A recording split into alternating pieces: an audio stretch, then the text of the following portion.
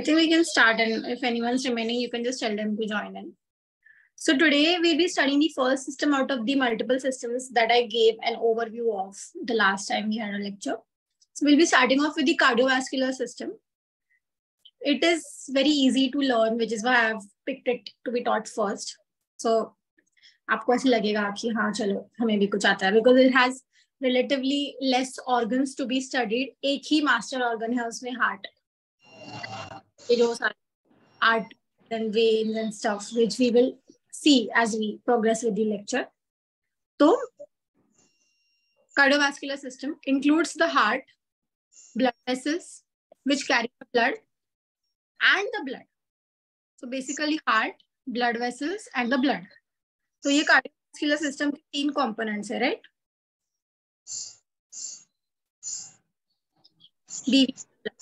and blood.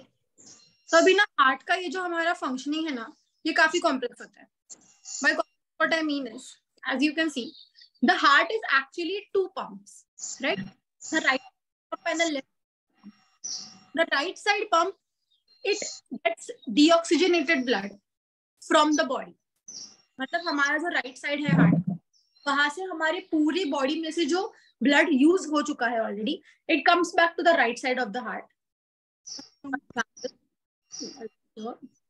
Schematic diagram.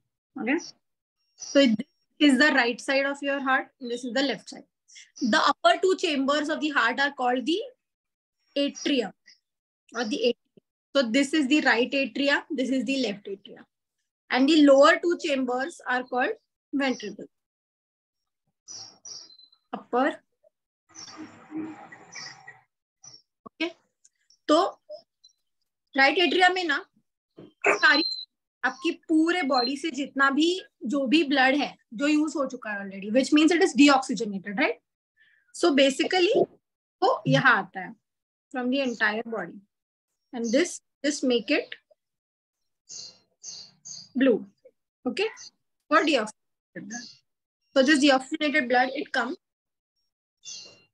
And then आज से वो कहा जाता है, इट गोज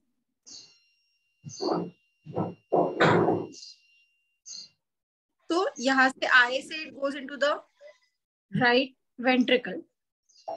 राइट वेंट्रिकल से एक आर्टरी निकलती है which is the pulmonary artery, और ये जाती है आपके. Okay, so these are schematically, they don't look like this, but for example these are your lungs. तो यहाँ पूरी जगह there is deoxygenated blood, right? It goes into the lungs. कैसे यहाँ से आया, यहाँ पे गया, and now it is going up the lungs. यहाँ पे what the lungs do is, the air that we inspire and expire, while inspiring we take in oxygen. तो ये जो oxygen आता है ना, this oxygen it gets dissolved in the blue colored blood, which is the deoxygenated blood, and it makes this deoxygenated blood oxygenated. मतलब अब हमारा ये ब्लड हो गया है pure, right? And by pure we mean कि उस ब्लड में जो कार्बन डाइऑक्साइड था वो हम बाहर निकाल देते हैं, वी एक्सपायर इट, एंड जो ऑक्सीजन हमने अंदर लिया था वो डिसॉल्व हो जाता है उस ब्लड में.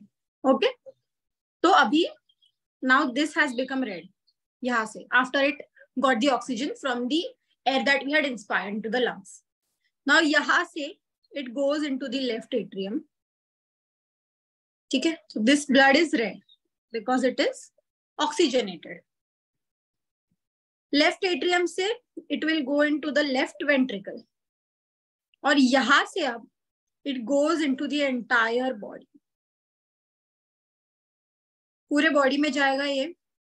बॉडी में जाके there are multiple organs. Organs ही नहीं, आपके फिंगर के टिप तक, your heart is here, but the blood from the first vessel that comes out from the left ventricle, this vessel, it's called the aorta.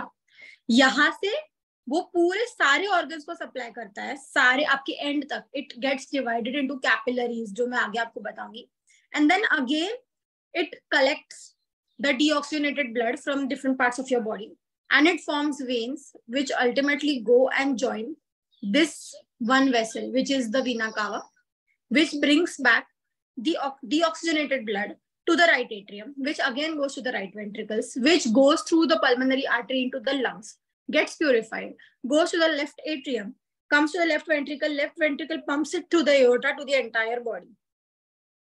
Okay, so this is your dual circulation. Why do we call it dual circulation? Because एक ही time पे जब आपका heart contract करता है ना, basically जो atria होता है, it is a very small chamber, both the atria, because if you carefully see, ये जो एट्रिया है दोनों, लेफ्ट एट्रिया राइट एट्रिया, इनका काम क्या है? They get the blood. तो getting the blood is a passive process. Blood उनको मिल रहा है, इसमें उनका खुद का कोई एक्शन नहीं है. इट्स जस्ट अ वेसल जिसमें ब्लड भर रहा है. अब वहां से ब्लड बाहर निकालना है तो उसमें उनको एनर्जी डालनी पड़ेगी. बट बाहर निकालना है मतलब कहाँ? सिर्फ नीचे वाले चेम्बर में, राइट? जस्ट एकदम नीचे जाना है. तो उसके लिए कितनी एनर्जी लगेगी? बहुत कम लगेगी. इट्स लाइक यहां से आपको बाजू वाले रूम में जाना है. You have to go from your bedroom to the hall और from your hall to the bedroom. So it's not a big deal.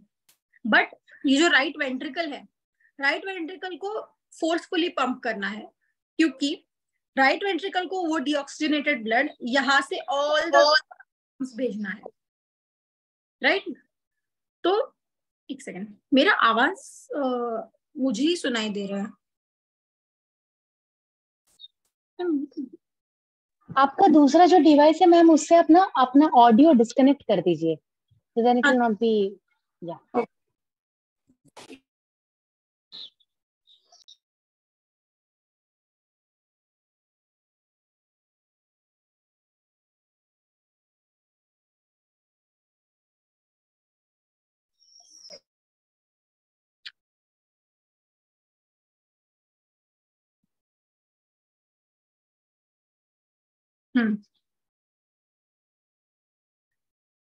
Okay. So I was telling you कि राइट वेंट्रिकल से blood जाएगा lungs में, तो it has to push harder. It is like आपको यहाँ से बाजू वाले घर में जाना है, आपको बाजू वाले रूम में नहीं जाना, बाजू वाले घर में जाना है, तो थोड़ा डिस्टेंस बढ़ गया, right? So now the blood goes to the lungs. Lungs से फिर लेफ्ट एट्रिया में आ गया. अभी लेफ्ट एट्रिया का भी काम इजी है. उसको कहाँ पंप करना है ब्लड को? लेफ्ट वेंट्रिकल में. वेंट्रिकल बाजू में ही है, फिर से बाजू के कमरे में जाना है, so not much energy needed. But ये जो लेफ्ट वेंट्रिकल है, इसका सबसे ज्यादा काम होता है. मैक्सिमम एफर्ट लेफ्ट वेंट्रिकल को डालना पड़ता है. क्यों? क्योंकि लेफ्ट वेंट्रिकल से जो ब्लड निकलता है वो आपकी पूरी बॉडी में जाता है, राइट?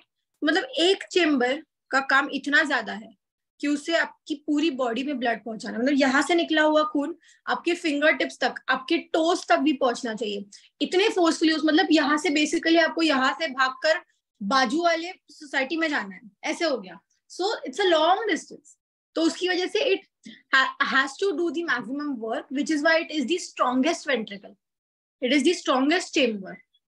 सो इस लॉजिक से अगर हम देखेंगे तो राइट एट्रियम और लेफ्ट एट्रियम का जो मसल मास है, मतलब उनको जो कवर करने वाले मसल्स है, वो कैसे होंगे? वो बहुत स्टर्डी होंगे या वो थिन होंगे?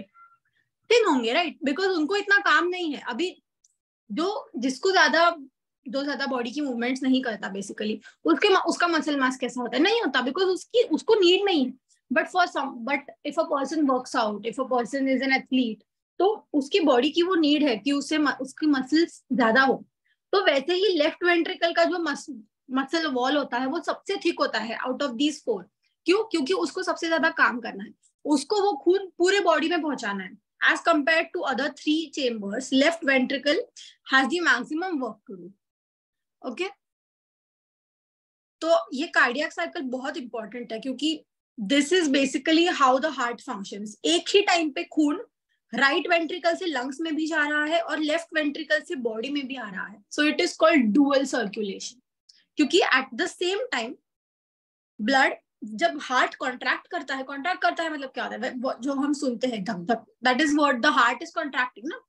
तो जब वो कॉन्ट्रैक्ट कर रहा है तो eight the same time right ventricle और लेफ्ट वेंट्रिकल दोनों कॉन्ट्रैक्ट कर रहे हैं. पर राइट वेंट्रिकल के कॉन्ट्रैक्शन की वजह से the blood is going, the deoxygenated blood is going from the heart to the lungs to get purified, whereas the purified blood from the left ventricle is going to the entire body. So this happens at the same time, which is why it is called a dual circulation system. Okay, so हम एक बार फिर order देखेंगे. Body से deoxygenated blood आता है right atrium में. Right atrium से it goes to the right ventricle. Right ventricle से there is this artery called pulmonary artery. This takes the blood, the deoxygenated blood, to the lungs. Lungs से वो purify होके आता है pulmonary veins के through into the left atrium. From here it goes to the left ventricle and through the aorta, which is the biggest vessel of the body, obviously, because उसको इतना ज्यादा force sustain करना है. जितना pressure आपका left ventricle लगा रहा है वो प्रेशर उसे सस्टेन करना है. So it has to be the biggest and the strongest vessel of the body. And यहाँ से it goes to the entire body and then again as we know body से ये साइकिल पूरा repeat होगा, है ना. वैसे में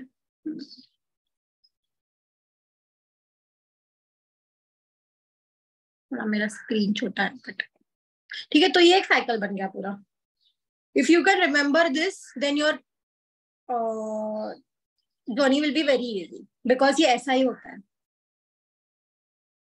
ओके तो ये जो यहाँ पे लिखा है ये नाउ वील रीड, बट मैंने ये ऑलरेडी आपको बता दिया है. Heart is actually two pumps. Right side pumps deoxygenated blood to the lungs to collect oxygen. Then the left side pumps this oxygenated blood around the body. अब arteries carry blood away from the heart at high pressure. अब arteries और veins ये दो क्या चक्कर है, क्योंकि if अगर आपने नोटिस किया होगा तो मैंने आपको एक आर्टरी और एक वेन का नाम बताया अभी जस्ट. मैंने क्या बताया, एक पल्मोनरी आर्टरी बताई और एक pulmonary vein. Now if you remember from your 10th standard basics या ऐसे कुछ, तो वी हैव लर्न्ड कि आर्टरी कैरीज ऑक्सीजनेटेड ब्लड, है ना. आर्टरी में ऑक्सीजनेटेड ब्लड होता है और वेन्स में डीऑक्सीजनेटेड ब्लड मतलब यूज्ड ब्लड होता है.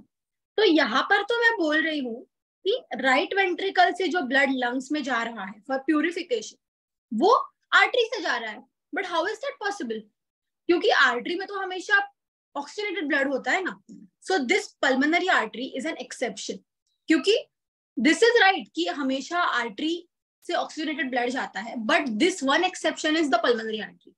सो is this definition right that artery carries oxygenated blood? No. A better and a more perfect definition is artery carries blood away from the heart. Right? It makes sense. Any vessel that is going away from the heart is called an artery, and any vessel that is coming towards the heart, that is bringing blood to the heart, is called vein. तो usually हमारे पूरे body में सारा जो oxygenated blood है जो heart से दूर जा रहा है हमारी बॉडी के पास to be used is being carried by arteries. बस पल्मोनरी आर्टरी जो डीऑक्सीजनेटेड ब्लड ले जाती है to the lungs is an exception, but उसे हम आर्टरी कहते हैं. क्यों? Because it is going away from the heart. Doesn't matter if it is carrying oxygenated blood और deox blood, right. The fact that it is going out of the heart, the fact that it is going away from the heart makes it N artery. ठीक है. तो arteries carry blood away from the heart at high pressure. क्यों हमने high pressure बोला है? क्योंकि हमारा जो हार्ट कॉन्ट्रैक्ट कर रहा है उसका कॉन्ट्रैक्शन का डायरेक्ट असर पड़ता है ना आर्टरी पे. तो इसीलिए वी से कि arteries are always high pressure. हम जो ये पल्स मेजर करते हैं हम किस पे रखते हैं हाथ? ये आर्टरी पे रखते हैं, क्योंकि ये जो आपको पल्स सुनाई देती है ना, फील होती है ना जो pulse, that is only in an artery. ये जो पल्सेशंस है, these pulsations are not present in veins, they are only present in arteries. Why? क्यों ऐसा? Because अगर हम देखें तो artery is an extension of the heart only ना. आर्टरी से एओर्टा बन रहा है, एओर्टा से और 10 आर्टरीज बनेंगी, उससे और 10, उससे और 100 ऐसे बन बन के छोटी छोटी आर्टरीज हमारे पूरे बॉडी में घूम रही है ना. तो इन दी and every artery it has finally originated from the heart. तो हार्ट का कॉन्ट्रैक्शन है वो पूरे आपके आर्टीरियल सिस्टम में ट्रांसमिट होता है, विच is why your arteries have pulsations. Whereas जो वेन्स है वो खून वापस ले जा रही है, तो उनमें पल्सेशंस नहीं होंगे, बिकॉज हार्ट जब कॉन्ट्रैक्ट करता है तो ये कॉन्ट्रैक्शन से जो ब्लड निकलता है वो सिर्फ आर्टरीज में निकलता है, तो इसलिए the arteries have pulsations. The veins carry blood back to the heart, so they don't get this wave of pulsation, which is why the veins don't have this pulse that we call. The arteries have it. 1 minute, huh? 1 minute.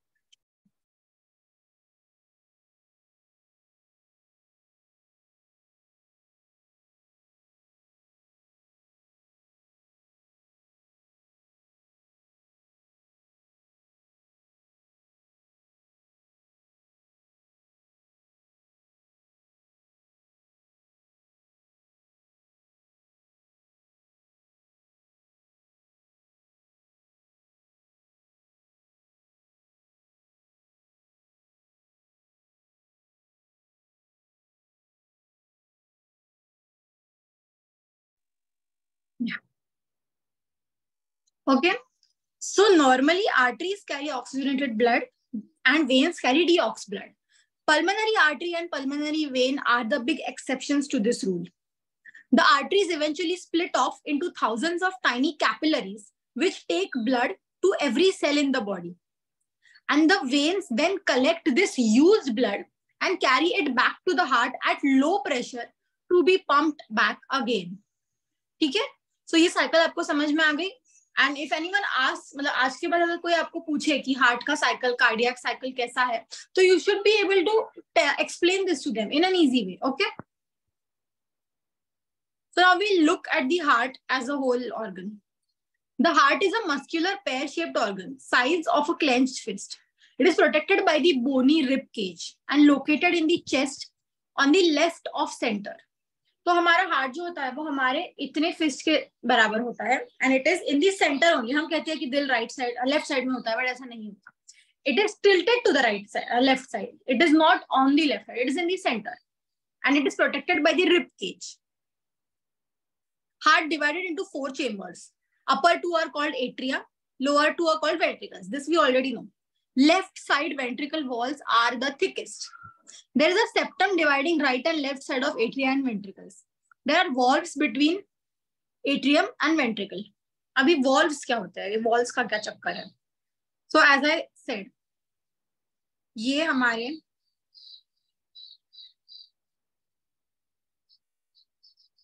Chambers हैं. Right atrium, right ventricle, left atrium, left ventricle. अब जब right atria contract करता है तो blood यहां से आता है, लेकिन जब राइट वेंट्रिकल कॉन्ट्रैक्ट करता है तो व्हाट डू यू थिंक? यहाँ मतलब ये यहाँ से यहाँ आता है, मतलब there is an opening here obviously. But अब हम वी आर सेइंग कि right ventricle contracts to push blood into the pulmonary artery, and in the same way left ventricle also contracts to push blood into the aorta. But if we apply common sense, तो जब अगर right ventricle contract होगा तो उस force की वजह से right ventricle का ब्लड वापस नहीं जाएगा? जा सकता है ना. तो अगर ये बार बार ऐसे ऊपर नीचे करता रहा तो पॉइंट क्या है? It will just become a swing. जो खून हमें चाहिए कि आगे बढ़े वो बार बार पीछे जाता रहेगा, which is why we have this protective system called valves. तो वॉल्व्स क्या होते हैं? They are one sided openings. ठीक है, एक ही तरफ से खुलते हैं. तो जब राइट एट्रियम और राइट वेंट्रिकल पे ब्लड भेज रहा होगा ना, तब दे ओपन लाइक दिस. बट जब राइट वेंट्रिकल कॉन्ट्रैक्ट करता है ना, तब वो बंद हो जाते हैं. ठीक है, so like blood goes like this, they open. But जब खून यहाँ से बाहर यहाँ आने की कोशिश करता है, they close like this, which is why there is no backflow of blood from the ventricles into the aorta on the right side as well as the left side. The left side का valve called the bicuspid valve. Bicuspid मतलब क्या? उसके 2 flap होते हैं. मतलब left side पे भी have 2 flaps and right side पे वी हैव 3 फ्लैप्स, ऐसे मतलब एक पीछे से आती, 3D में आप इमेजिन कर लो. ओके, तो left ventricle, bicuspid, left atria और लेफ्ट वेंट्रिकल के बीच का जो वॉल्व है उसे हम कहते हैं बाइकास्पिड वॉल्व, और राइट एट्रिया, राइट वेंट्रिकल के बीच को कहते हैं हम ट्राइकास्पिड वॉल्व.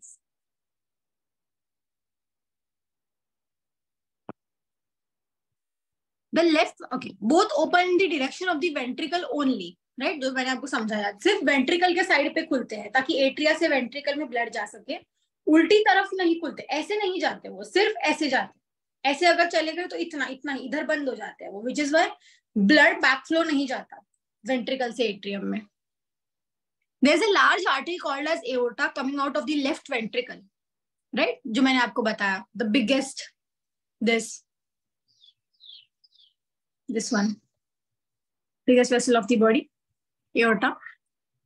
ये बाहर आता है from the left ventricle, goes up and divides into upper and lower parts going in the respective directions of the body. अब common sense है, यहाँ पे अगर हार्ट है तो एओर्टा से नीचे थोड़ी जाएगा, हार्ट के ऊपर भी तो हमारी बॉडी है. इनफैक्ट हमारी बॉडी का one of the most important organs हमारे हार्ट के लेवल के ऊपर है, the brain, which is why aorta divides on both sides. तो अब अगर हम ये डायग्राम बनाएंगे तो ये फॉर एग्जाम्पल ये हमारा एओर्टा अगर है तो ये ऐसे तो जा रहा है लेकिन ये ऐसे भी जा रहा है ना, दोनों तरफ. It opens on both sides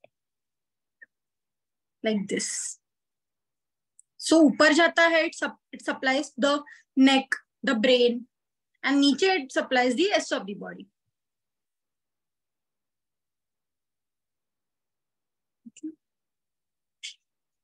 The right atrium receives a large vein called as vena cava.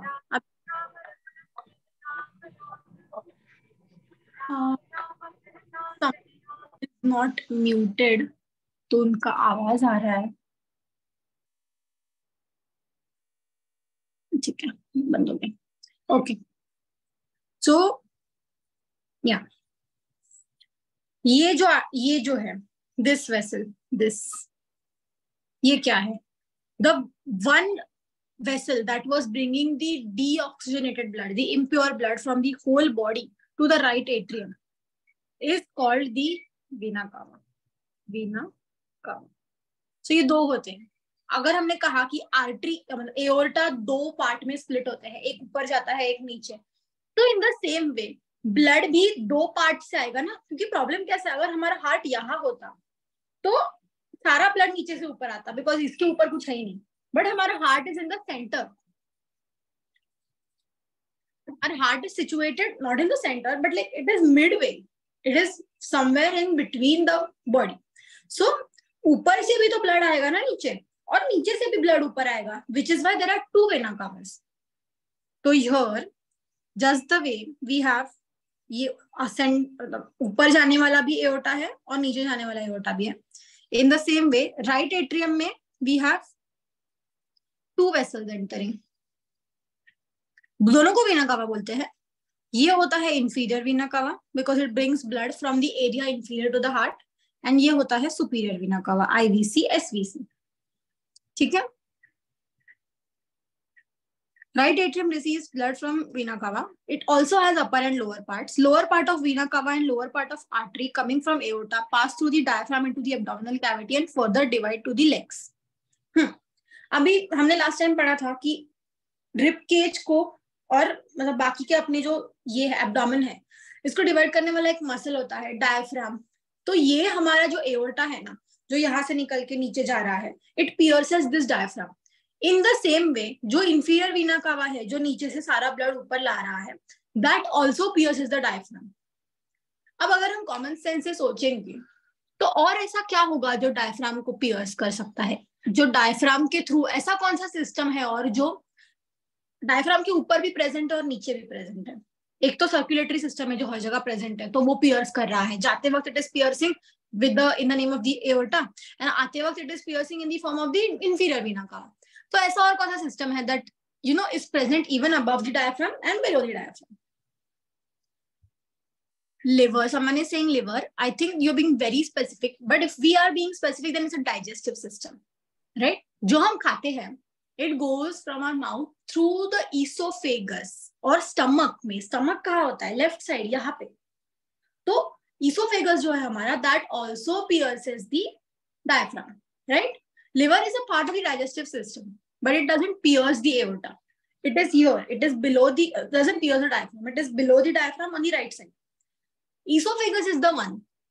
It is a tube, and obviously एक पूरा solid organ कभी किसी membrane को pierce नहीं कर सकता. If it is going to pierce, it has to be a tube-like structure. It has to be a channel of something for it to pierce it. So the esophagus also pierces the diaphragm, and it goes to the stomach. So we learned three things that pierce the diaphragm: the aorta, the inferior vena cava, and the esophagus. The atria are the receiving chambers and ventricles are the pumping chambers, which is why the ventricles have thicker muscle walls, because ventricles are supposed to give out the blood. Atria क्या कर रहे हैं? They are passive participants.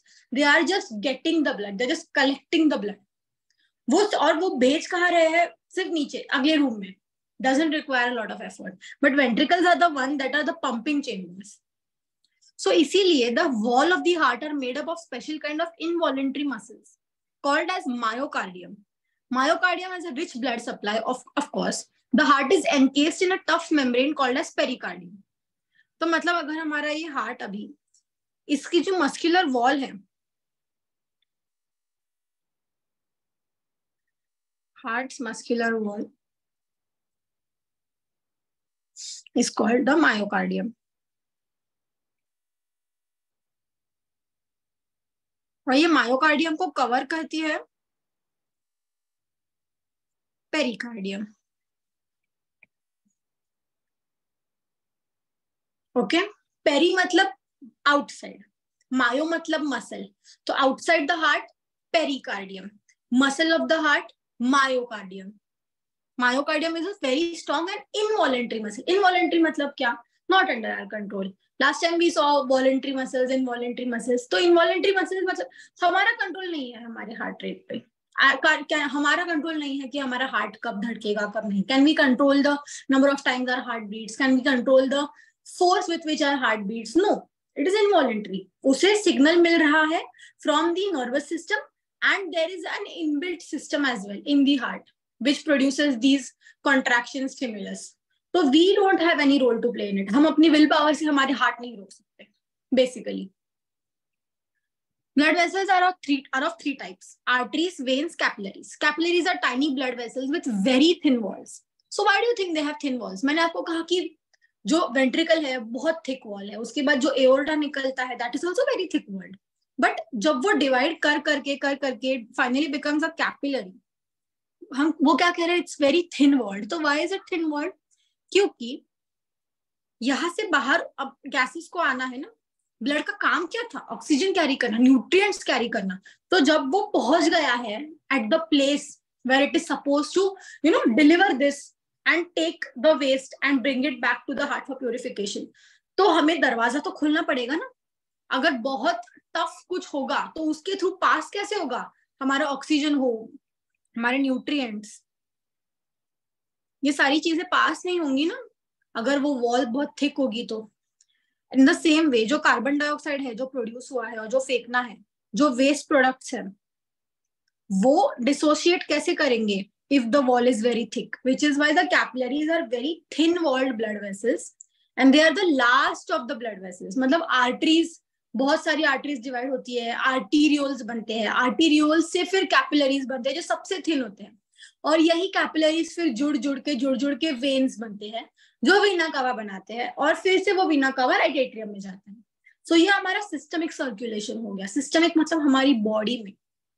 Lungs के circulation को हम pulmonary circulation बोलते हैं, और बॉडी में जो सर्कुलेशन है उसे सिस्टमिक सर्कुलेशन कहते हैं. Walls of arteries are a lot thicker than veins to withstand the blood pressure.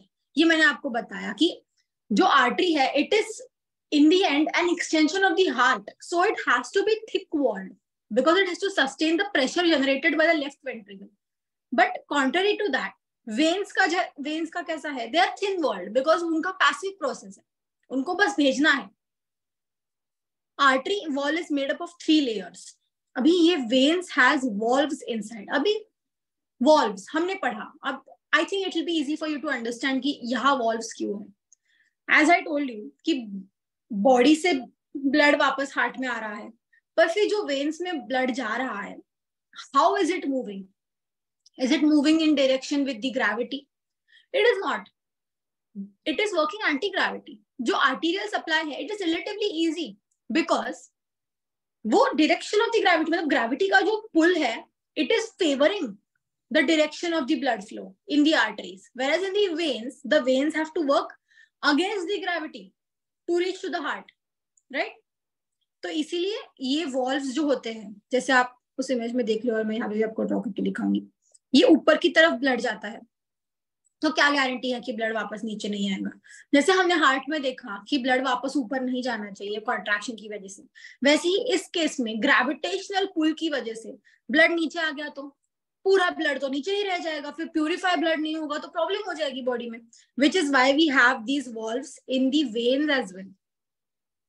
Correct? And these valves they ensure, yes correct, varicose veins issue. तो ये जो वॉल्व्स होते हैं ना, इनका जो प्रॉब्लम हो जाता है, they get pooled, the blood gets pooled in the lower limbs usually. क्यों? क्योंकि ग्रेविटी का पुल सबसे ज्यादा पैरों में होगा. तो उसकी वजह से आपने देखा होगा कि if there's a teacher or someone who has long standing hours of a job, तो उसमें you get like ऐसे thick veins दिखते हैं आपको पैर पे, prominent veins, dilated veins, they are visible to naked eye. That is because these valves have become dysfunctional. उनपे इतना प्रेशर आ रहा है because you're constantly standing, you're not sitting, you're not lying down, you're not favoring the flow of impure blood to the heart because you are constantly standing in favor of gravity like this. The blood is having difficulty going back if you are not resting, which is why you get this problem of varicose veins. Okay, it's good to see that you all know this. All the blood vessels have involuntary muscle, of course, because heart में involuntary है तो blood vessel में भी involuntary होगा. The arteries generally contain blood rich in oxygen and veins rich in carbon dioxide, except pulmonary circulation. Pulmonary circulation is a separate circuit between the heart and lungs. Similarly, there is a special circuit known as portal circulation between liver and intestine for circulating and processing of nutrients from intestines. अब यहाँ क्या होता है ना, usually हमारी हर organ से निकलने वाला इम्प्योर ब्लड डायरेक्ट हार्ट में जाता है, फिर वो किडनी हो, फिर वो स्टमक हो, कुछ भी हो, एक्सेप्ट इंटेस्टाइन. इंटेस्टाइन से जो वेन्स निकलती है ना, ये वेन्स ना पहले लिवर में जाती है. तो liver acts as a mediator. तो लिवर में क्या होता है ना, जो कुछ वेस्ट प्रोडक्ट्स है, ड्रग्स है या alcohol, it is all metabolised there. तो वो अल्कोहल खींच लेता है, ड्रग्स खींच लेता है. अगर ग्लूकोज वगैरह कुछ बचा है तो it takes it out and it stores it there in the liver. और वहां से फिर आगे जाता है blood in the form of veins to the heart. So this is called as portal circulation. बीच में एक पोर्टल है उसके. ये पोर्टल कौन सा है? इंटेस्टाइन और लिवर के बीच में. मतलब इंटेस्टाइन से ब्लड सीधा हार्ट में नहीं जा रहा. It is stopping at a place in the liver where it is getting even more, it is giving out even more useful things, and सिर्फ जो वेस्ट प्रोडक्ट है वही हार्ट में वापस जाएगा. और जो बहुत वेस्ट है, for example certain drugs and these things, the liver doesn't allow them to go to the heart, क्योंकि अगर वो हार्ट में गया तो वो वापस लंग्स में जाके फिर पूरे बॉडी में फैल जाएगा. तो उससे अच्छा it goes to the liver और वो वहां पे ही निकल जाता है, ताकि उस चीज का जो उस ड्रग का या उस जो भी, if you have had anything bad, तो उसका इफेक्ट पूरे बॉडी पे ना हो. It gets taken out in the liver, which is why alcohol में सबसे ज्यादा problem liver का होता है, because this liver it gets pulled out in the this alcohol it gets pulled out in the liver. Now I'll ask you a very interesting question. हम usually we have heard this saying कि औरतों का दिमाग तो घुटने में होता है ना? तो if now that I have told you the mechanism of this circulation know with gravity, anti gravity. तो आप मुझे बताओ कि हमारा दिमाग यहाँ है, हमारा हार्ट यहाँ है, तो the heart has to give blood anti gravity ना, इन केस ऑफ ब्रेन उल्टा जाना पड़ता है ब्लड को, अच्छे ब्लड को, प्योर ब्लड को। सो बेसिकली ब्रेन का ऑक्सीजनेशन बहुत क्रिटिकल फेज में है, because the blood has to travel anti gravity to reach to the brain. So जितना ज्यादा ब्लड मिलेगा किसी भी ऑर्गन को, इट विल फंक्शन बेटर, उतना ही ज्यादा अच्छा, ऑब्वियसली। तो बाय दैट लॉजिक अगर हमारा दिमाग सच में हमारे घुटने में होता तो हम गधे होते या हम ज्यादा स्मार्ट होते? आई थिंक हम ज्यादा स्मार्ट होते, बिकॉज हमारा दिमाग अगर हमारे घुटनों में है तो we will be constantly getting so much blood that our brain will be better perfused, मतलब better blood flow मिलेगा brain को, it will have better functioning. So basically the next time if anyone tells you कि तुम्हारा दिमाग घुटने में है, you should take it as a compliment and you should tell them कि why it is a compliment. So I think you understand that now कि किसी का दिमाग घुटने में होना is not actually technically an insult, because if अगर दिमाग घुटने में होता तो we would have been more smart. दिमाग उल्टे डायरेक्शन में है हार्ट से, तो वहां पे ऑब्वियसली थोड़ा सा ब्लड फ्लो कॉम्प्रोमाइज होगा, बिकॉज ब्लड को एंटी ग्रेविटी ट्रैवल करना है ब्रेन तक। वैराज अगर वही दिमाग हमारे घुटनों में होता तो सीधा ब्लड मिल रहा होता उसे कॉन्स्टेंटली, तो उसका फंक्शनिंग और बेटर होता। Okay, the arteries generally contain blood rich in oxygen and veins rich in carbon dioxide accept pulmonary circulation. ये हमने देखा, पोर्टल सर्कुलेशन हमने देखा। Veins have valves inside which open only in one direction towards the heart, ये भी हमने देखा, this valves वाला system. Blood contains plasma which is fluid and different cells, white blood cells, red blood cells and platelets. White blood cells have different types and they are responsible for immunity. RBCs have special affinity for oxygen which they carry to the cells. तो basically blood में 3 type के होते हैं cells, WBCs, RBCs, platelets. ये आपको immunity provide करते हैं, ये आपका ऑक्सीजन कैरी करते हैं क्योंकि इसमें आपका हीमोग्लोबिन होता है। And platelets they have clotting function, मतलब खून आने के बाद उसे रोकना, या तो अगर प्लेटलेट्स नहीं होते तो हमारा खून तो बहता ही जाता। There are certain diseases in which there are low platelet counts. For example, the most common one that you might be knowing is dengue. Dengue में platelet count dangerously कम हो जाता है and there is a very high chance of bleeding, like bleeding which doesn't stop. इसीलिए आपको dengue में अगर आप आपकी बॉडी पे ऐसे स्क्रैच करोगे ना तो you will see small red spots. तो वो क्या है? It is because the small capillaries underneath your skin they rupture and there is bleeding, and this bleeding is not stopping because there are very low platelets. They are rupturing because anyway your immunity is less and your platelets are less, इसलिए आपका जो clotting का strength है वो कम हो जाता है। And even if you bleed, it stops ना after some time. तो इस केस में because platelets are less, the bleeding doesn't stop, go on bleeding, which is why there is so much danger for internal hemorrhage in dengue. और इसीलिए आपको severe cases में platelet, you have to transfuse platelets. So this is the importance of platelets. It's a very neglected part of blood. सबको WBC, RBC पता होते हैं, but platelets ज़्यादा किसी को पता नहीं होते. But this is also very important. Now, what is the function of the cardiovascular system? Supplying oxygen absorbed from and carrying carbon dioxide and waste gases from tissues to the lungs, both the time through the heart. मतलब heart ऐसे बीच का center है. It is क्या कह सकते हैं हम, moderator, जो भी हो रहा है हार्ट के थ्रू होगा। हार्ट इंजन है, हार्ट ही हर जगह ब्लड भेजेगा, हार्ट ही हर जगह से ब्लड कलेक्ट करेगा। So it is a mediator, supplying substances absorbed from intestines to the tissues and carrying other waste substances from tissues to kidney, right. जो waste products होते हैं वो हम किडनी में भेजते हैं। जैसे लिवर का मैंने बताया आपको कि लिवर वेस्ट प्रोडक्ट्स खींच लेता है, वैसे ही किडनी के पास जाते हैं। क्यों? क्योंकि किडनी में ही तो हमारा एक्सक्रीटरी फंक्शन होता है। The impure blood it goes to the kidneys, वहां से वो जो भी अच्छा है वो खींच लेता है वापस बॉडी में, और जो भी वेस्ट प्रोडक्ट्स है जो यूरिन के फॉर्म में बाहर निकल जाते हैं। So that is where it also gets purified, and lungs में also it gets purified, but lungs में it gets purified in the form of oxygen basically, और किडनी में वहां के सारे जो टॉक्सिन्स होते हैं आपके वो निकल जाते हैं. So we can see कि अब तक हमने कार्डियोवास्कुलर सिस्टम में ही 3 ऑर्गन्स देख लिए. Apart from the cardiovascular system, liver basically comes in the digestive system, kidney comes in the excretory system, and lungs come in the respiratory system. But in सभी का कुछ ना कुछ पार्ट है in the cardiovascular system, which is why मैंने last time आपको बताया था कि you can never just choose one system that this is the most important system, because every system is equally important. Her system दूसरे पे depend है. सिर्फ blood, सिर्फ हार्ट है, लेकिन अगर लंग्स ही नहीं है तो प्यूरिफाई ही नहीं हो रहा है ब्लड, तो हार्ट के होने का फायदा क्या है? If the blood is not getting oxygen, तो हार्ट अगर वही यूज ब्लड हर जगह पंप कर रहा है बॉडी में, वही ब्लड आ रहा है, वही ब्लड जा रहा है, तो देयर इज नो पॉइंट. आपका हार्ट कितना भी अच्छा हो, बट अगर हार्ट में काम का ब्लड ही नहीं आ रहा है फ्रॉम द लंग्स, तो क्या पॉइंट है?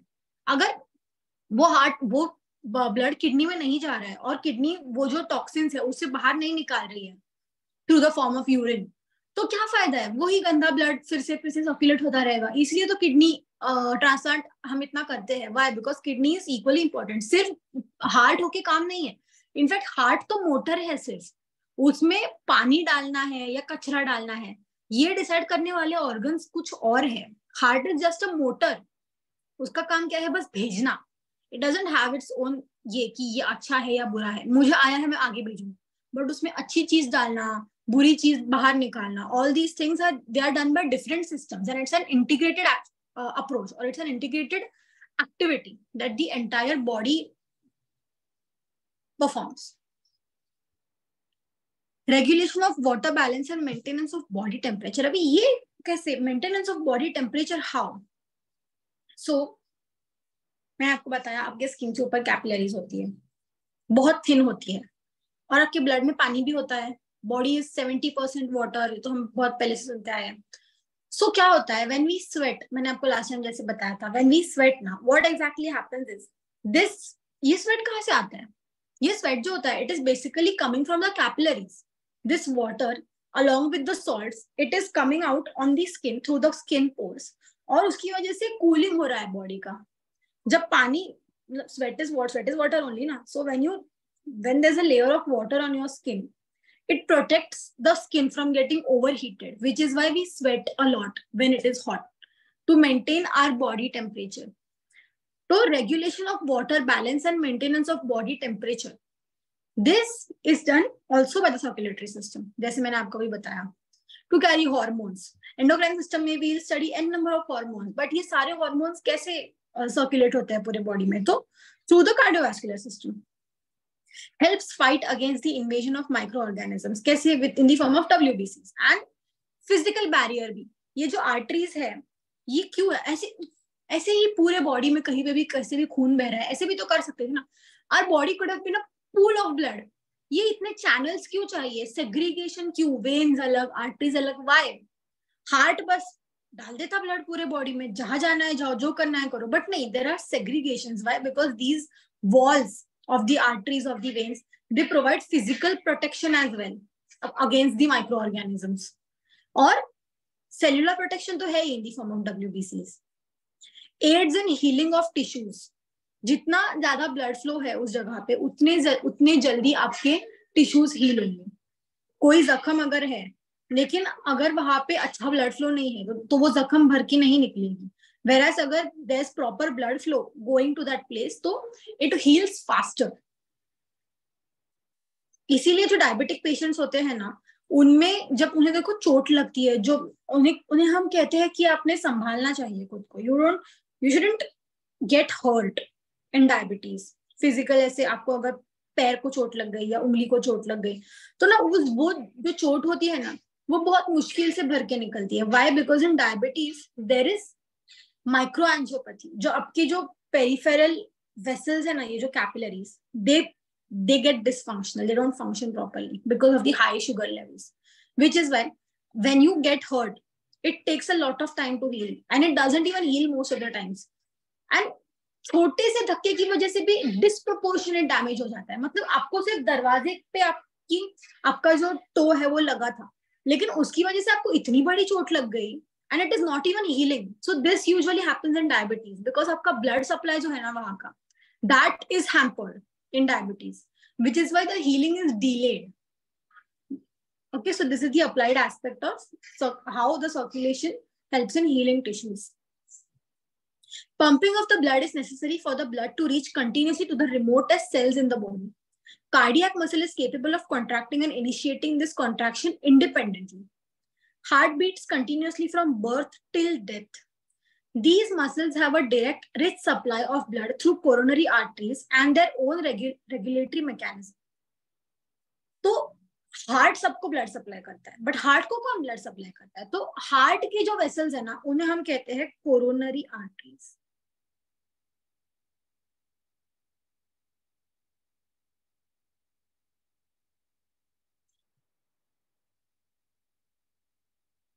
तो ये आर्टरीज में जब क्लॉट बनता है ना, जो हम कहते हैं हार्ट अटैक आया, तो हार्ट अटैक आया मतलब क्या हो गया? बेसिकली जो आर्टरीज हार्ट को सप्लाई कर रही है ना, वो आर्टरीज अगर ब्लॉक हो गई तो हार्ट को ब्लड सप्लाई नहीं मिलेगा, तो वहां का मसल इट डाइज. इसे हम कहते हैं मायोकार्डियल इन्फेक्शन. इन्फेक्शन मतलब लॉस ऑफ ब्लड सप्लाई और उसकी वजह से टिश्यू डेथ. जैसे हमने अभी कहा कि it adds in healing of tissues, तो वैसे ही टिश्यू हील करने के लिए you need the blood supply. और अगर हार्ट का ही ब्लड सप्लाई चला गया तो व्हाट विल हैपन? वहां का टिश्यू मर जाएगा. विच is why with if you have had like 2 or 3 heart attacks in your life, so with every heart attack na your heart ka function deteriorates because ये heart के जो muscles होते हैं ना, they are not capable of regenerating. वो फिर से नहीं बन सकते. जैसे अपनी skin, अगर आपको कुछ चोट लग गई तो फिर से बन जाती है skin, but heart का वैसे नहीं होता. heart एक heal जब करता है तब वो फिर से वो muscles नहीं बनाता, उसका fibrosis हो जाता है, से कड़क हो जाता है, वो उसका function lose हो जाता है. Okay, I'll just be back in a minute. Okay.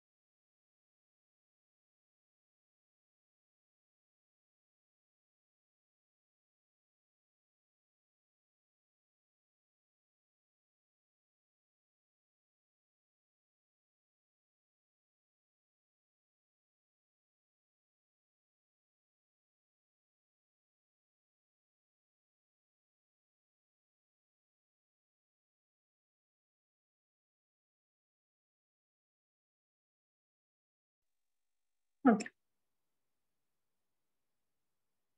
So हमने देखा कि जो हार्ट अटैक आता है उसमें how this blood supply of the heart gets affected and which is why the functioning of the heart gets hampered.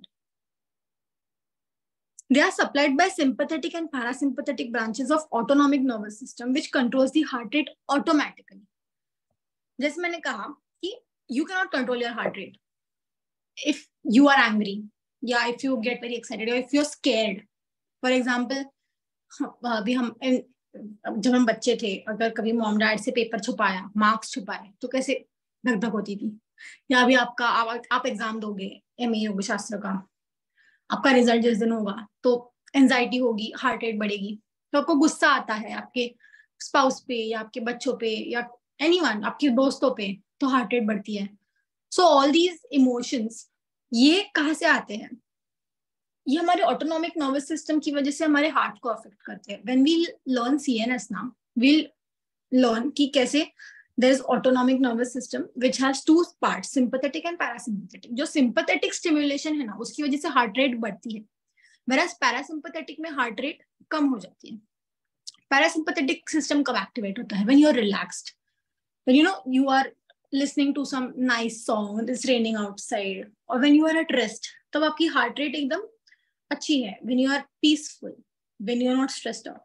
क्योंकि when you are in stress, आपका कल असाइनमेंट ड्यू है या आपका कल कोई प्रेजेंटेशन है, तो आपको एंजाइटी हो रही है, आपको टेंशन है, मैं कर पाऊंगा नहीं कर पाऊंगा, तो उस वक्त आपकी हार्ट रेट बढ़ती है. और ये सब हमारे कंट्रोल में नहीं है. हमें पता है कि हमारी हार्ट रेट बढ़ रही है, but is there any, like there is something we can do, we can try and relax, but we cannot do anything directly. कोई बटन दबाने से या कुछ पर्टिकुलर एक्शन करने से हार्ट रेट कम हो जाएगी, ऐसा नहीं होता. It's all here. The nervous system controls the heart rate. The heart is capable of beating even if the nerve supply is cut off. Now this is very interesting. The contractility, conductivity and rhythmicity are special properties of cardiac muscle. आपने किसी movie में वगैरह देखा होगा कि इंसान का brain death हो जाने के बाद भी the heart keeps pumping for a certain time, है ना. सो दैट इज बिकॉज हार्ट का जो कॉन्ट्रैक्टाइलिटी है ना, वो हार्ट खुद जनरेट करता है. उसका खुद से अलग नर्वस, मतलब there is this node called SA node.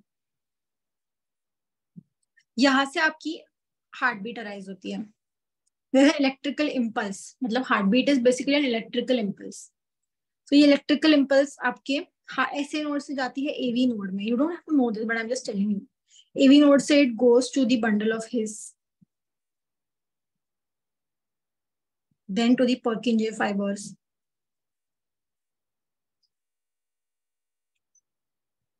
और ये जो पाथ है यहाँ से आपका क्या ट्रैवल करता है, this is the path of what, blood.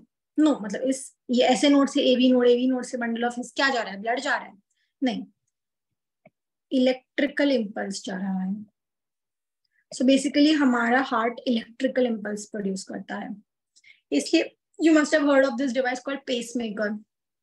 When the heart cannot contract properly, when the heart cannot generate proper rhythmic timed contractions, tab we use this pacemaker, which is an ectopic SA node.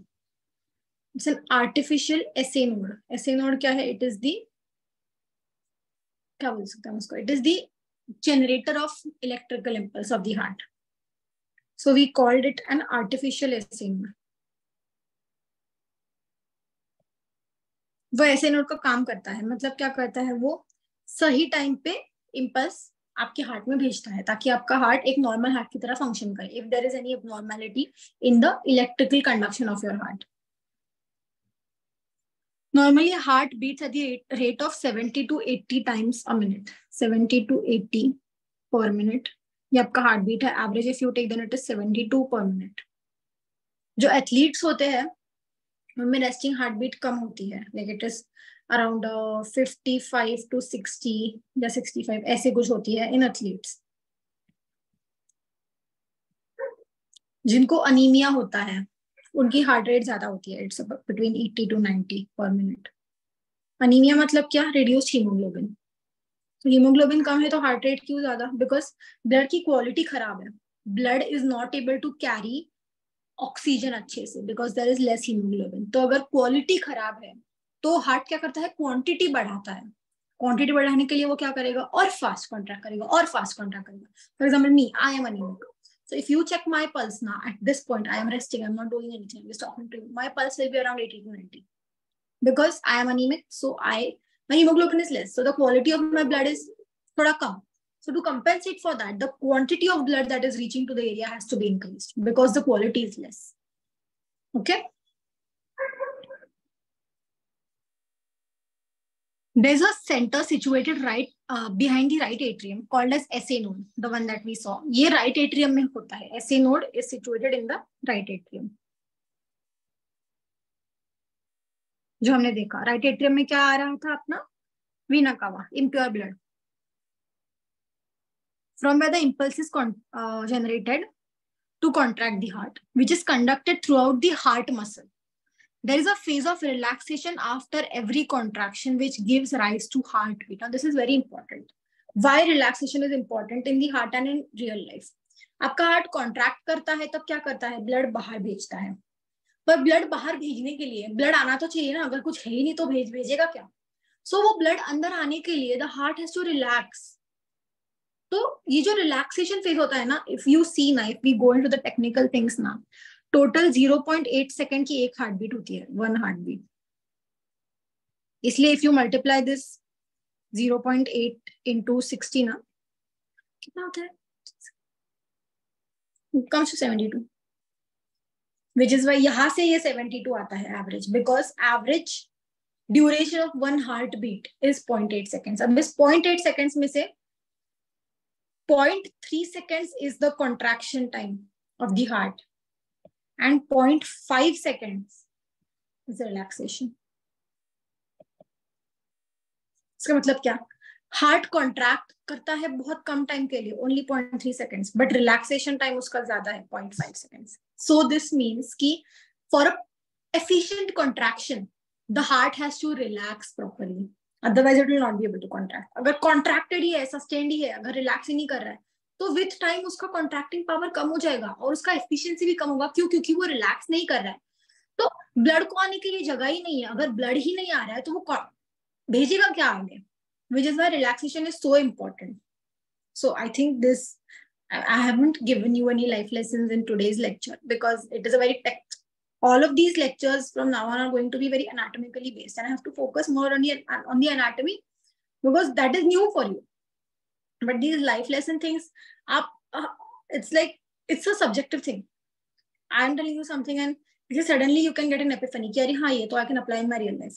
So one of them that I think that we all can understand from this is that for an efficient contraction or for an efficient working of any organ, for example, अपना heart, relaxation is important. In the same way, हमारे भी optimum functioning के लिए relax करना is very important. और वो सिर्फ physically नहीं, मतलब relax करना मतलब you don't need to take a vacation to Goa or to Manali, or you don't have to, you know, ऐसे कुछ extravagant करने की जरूरत नहीं है. You don't have to convince yourself that I'm relaxing. You can relax even while you are cooking. If you're cooking a nice dinner for yourself or your family, if you are, you know, taking a nice hot shower or reading a good book or eating something peacefully, ऐसे बाहर मस्त मौसम है, you're having something nice to eat with a cup of coffee or whatever beverage you like, that is also relaxing. You don't have to do something extravagant to relax. Relaxation is here. अगर आप लाखों खर्च करके किसी trip पे जाके भी if you're going to be stressed about what you're going to do when you come back to work, then that is not relaxation. Relaxing in the true sense is very important. The oxygenated blood is brought to the left atrium through pulmonary vein from the lungs. At the same time, deoxygenated blood from the tissues is brought to the right atrium through the vena cava in the relaxation phase of cardiac muscle. समझे? तो जो blood, purified blood आपके lungs से आ रहा है left atrium में, और impure blood जो आपके बॉडी से आ रहा है राइट एट्रियम में, ये कब आएगा? जब आपका हार्ट रिलैक्स करेगा. बिकॉज जब रिलैक्स करेगा तभी उसकी कैविटी की साइज बड़ी होगी, है ना? तो when it relaxes, this blood comes in. as the atria get filled, they contract. मतलब एट्रिया अभी भर गया, अभी वो कॉन्ट्रैक्ट करेगा. कॉन्ट्रैक्ट करेगा तो क्या होगा? जो वॉल्व्स थे ना, जो हमने देखे थे, you can see it here. See, ये पल्मोनरी वेन से ब्लड आया, here I am showing it here. Pulmonary vein से ब्लड आया अंदर, और इंफीरियर वीना कावा से और सुपीरियर वीना कावा से ब्लड आया इधर. This came in the right atrium and this in the left atrium. अब यहां से when the right atrium and left atrium contract, you can see these valves. Use a different color pen.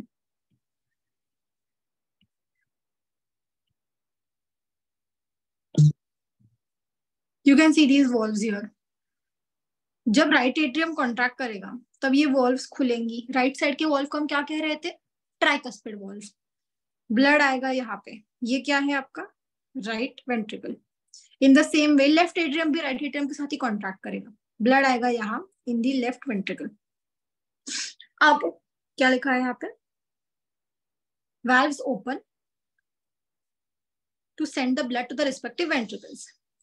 Then the ventricles contract to send the oxygenated blood from the left ventricle through the aorta to the tissues, and deoxygenated blood from the right ventricle to the lungs through pulmonary artery. मतलब क्या? यहां से right ventricle से ये blood जा रहा है इधर थ्रू द पल्मोनरी आर्टरी, ये कहा जाएगा लंग्स में. whereas यहां से आपके लेफ्ट वेंट्रिकल से ब्लड जा रहा है एओर्टा से to the body. Okay, and tissues.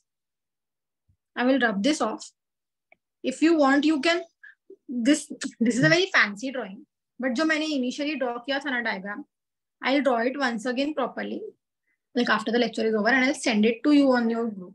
So you can draw similar diagram. बिना देखे ड्रॉ करो ताकि आपको खुद को आना चाहिए, आपके लिए वो ऑब्वियस होना चाहिए कि अरे हाँ इस स्टेप के बाद तो ये स्टेप होती है, आई नो इट ऑलरेडी. ऐसे contraction of the left ventricle is powerful one since it has to carry blood to the remotest cell in the body. This contraction and relaxation gives rise to the pulse in the arteries that can be felt at specific location. जो मैंने आपको बताया, ये contraction relaxation की वजह से हमें pulse दिखती है, जो यहाँ मिलती है, हमें यहाँ मिलती है, पैर पे मिल सकती है, यहाँ मिलती है. So this contraction and relaxation ये हमें पल्स देता है आर्टरीज में, सिर्फ आर्टरीज में. For return of deoxygenated blood to the tissues, there is no pump, but the muscles act as pump to send it towards the heart. अब इसका क्या मतलब है? हमारे जो वेन्स है, दे आर ऐसे, उनका अलग से कोई कंपार्टमेंट तो नहीं है कि ये वेन्स है, ये बोन है, ये मसल है, आप अलग अलग नहीं. ये सब एक साथ है ना. मतलब बोन है, उसके आजू बाजू में मसल है, उस मसल के थ्रू वेन्स है, ये सब एक साथ जुड़ा हुआ है. तो क्या होता है ना, ये जो वेन्स होते हैं ना हमारे, they are in between muscles, because वो इन दी एंड मसल्स को भी सप्लाई करती है. तो when you use your muscles ना, तो आपके मसल्स का एक्टिविटी होता है. आप सपोज चल रहे हो या दौड़ रहे हो, you using your muscles. Using your muscles मतलब क्या? The muscles are contracting, relaxing when you use them. They are stretching, they are relaxing. तो उसकी वजह से ना, because of this movement, it acts like a pump. Because arteries के लिए already एक पंप है, क्या? हार्ट. वेन्स के लिए कोई पंप नहीं है, और वेन्स का तो काम और भी डिफिकल्ट है. वेन्स को तो एंटी ग्रेविटी डायरेक्शन में जाना है. इसलिए when you use your legs ना, तो ये मसल के कॉन्ट्रैक्शन रिलैक्सेशन की वजह से ऐसे ऐसे ऐसे करके ना, it pushes the blood up through the veins. समझे? Exactly. Calf muscles, they play a special role. इसलिए दे आर सेइंग कि lower limb, which is why when you go for a walk और यू गो जॉगिंग ना, उसके बाद if you see ना, आपके overall in general heart का भी और आपके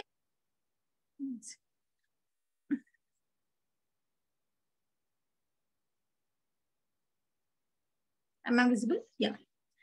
आपके इन जनरल हार्ट का भी और आपके पूरे बॉडी का भी ना ब्लड सप्लाई काफी बढ़ जाता है. बिकॉज ये जो मसल है ना, ये आपका वीनस रिटर्न बढ़ाती है. वीनस रिटर्न मतलब क्या? The blood from the veins that is returning to the heart. तो जितना ब्लड हार्ट में आएगा उतना ही ब्लड हार्ट से बाहर जाएगा प्यूरिफाई होके. इसीलिए व्हेन यू, अब देखो थोड़े थक जाते हो तो आपका फेस रेड रेड हो जाता है. जो गोरे गोरे होते हैं उनमें दिखता है, मुझे तो दिखता नहीं है इतना, बट जो गोरे होते हैं उनमें बहुत दिखता है, ऐसे फेस एकदम रेड हो जाता है. तो वो क्यों होता है? बिकॉज आपका ब्लड सप्लाई बढ़ गया है, बिकॉज आपका इम्प्योर ब्लड ज्यादा आ रहा है हार्ट में. इसी का मतलब ये है कि आपका ज्यादा ब्लड प्यूरिफाई हो रहा है और ज्यादा ब्लड आपकी बॉडी को मिल रहा है in return. Which is why exercising is काफी important, because you are aiding the heart in its function. Because बेचारा हार्ट तो ऑलरेडी इतना स्ट्रगल कर ही रहा है, इतने बड़े बॉडी से heart anti gravity the blood वापस लेके आना through the veins is not an easy task. But वो करने के लिए if you can help your body then it's a good thing. और इसमें भी वॉल्व्स होते हैं, है ना? जैसे मैंने आपको बताया, वेन्स में वॉल्व्स होते हैं. Why? Because it has to go in only one direction. So the valves open only in one direction, prevent the blood from going in the opposite direction. Okay. Blood from arteries is distributed to the cell through the capillaries. ये मैंने आपको बताया, exchange of oxygen and nutrients through the capillaries. O2 and nutrients are given to the cell. CO2 waste products are picked up by the capillaries, which drain into the veins. There's a system of lymph circulation in the body. मैं आपको ये lymphatic system when we read the circulatory system ना, तब मैं आपको समझाऊंगी. Heart pumps an average of 5 liters of blood per minute. This can rise to up to 35 liters depending on demand.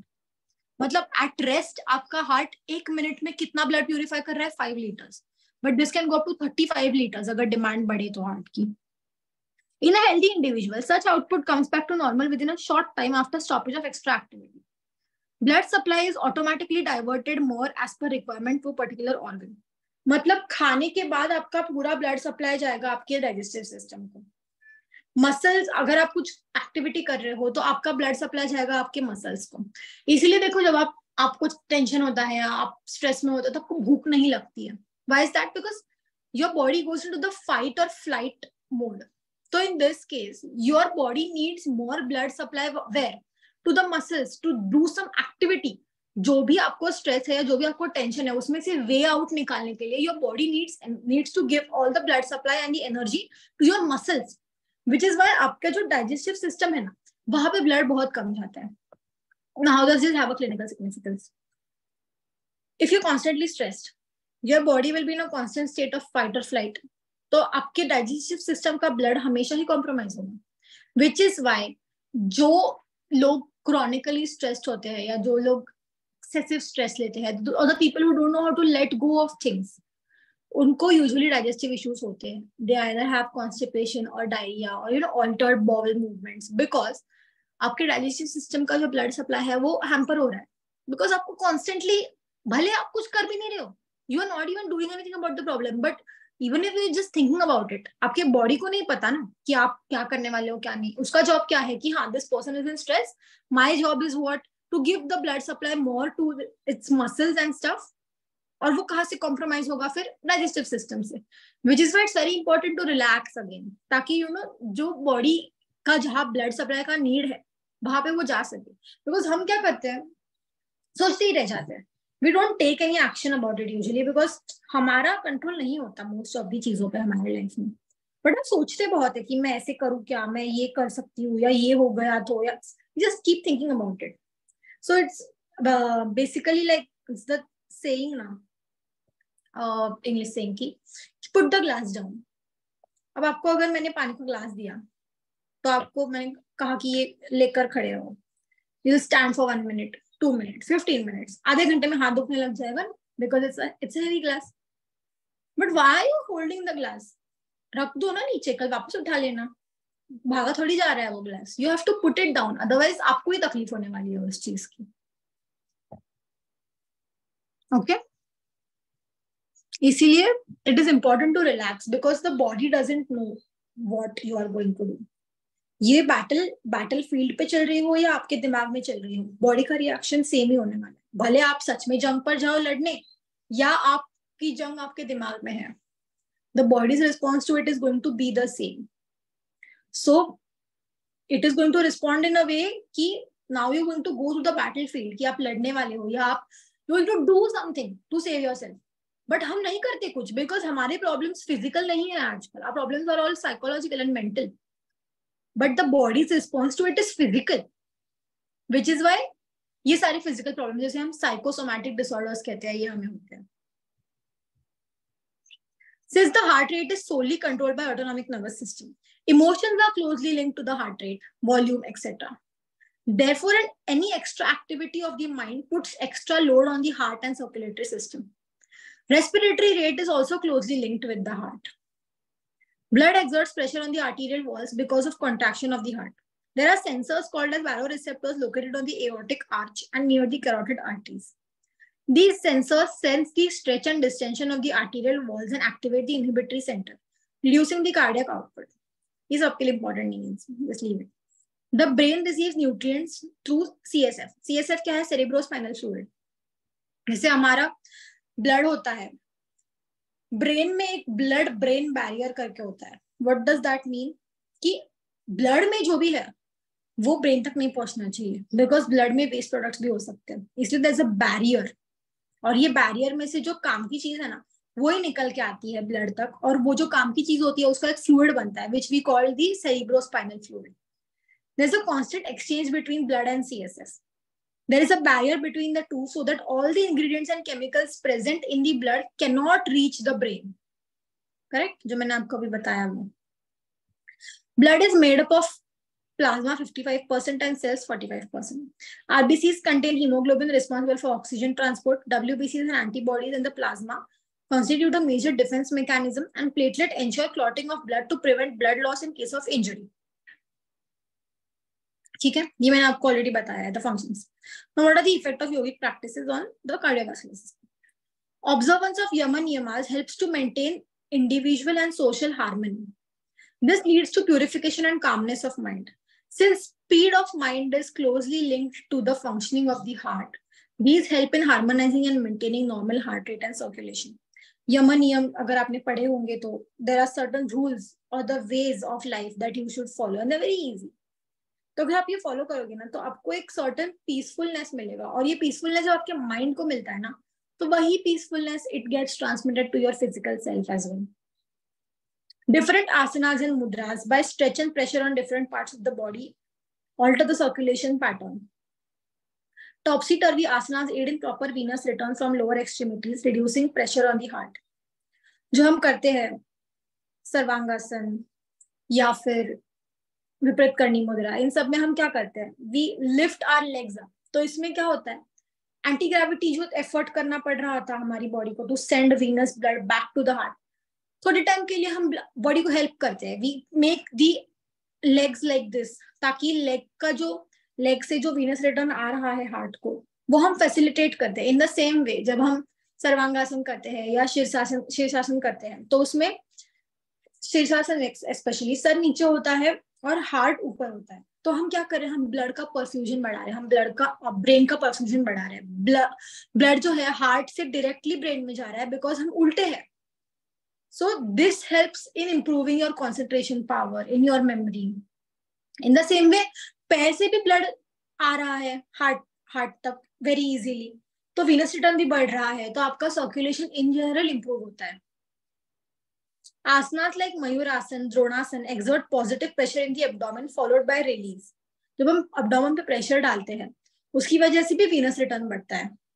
Kriyas like Uddiyana and Tadagi Mudra exert negative pressure. Pressure and stretch is exerted in different forward and backward bending.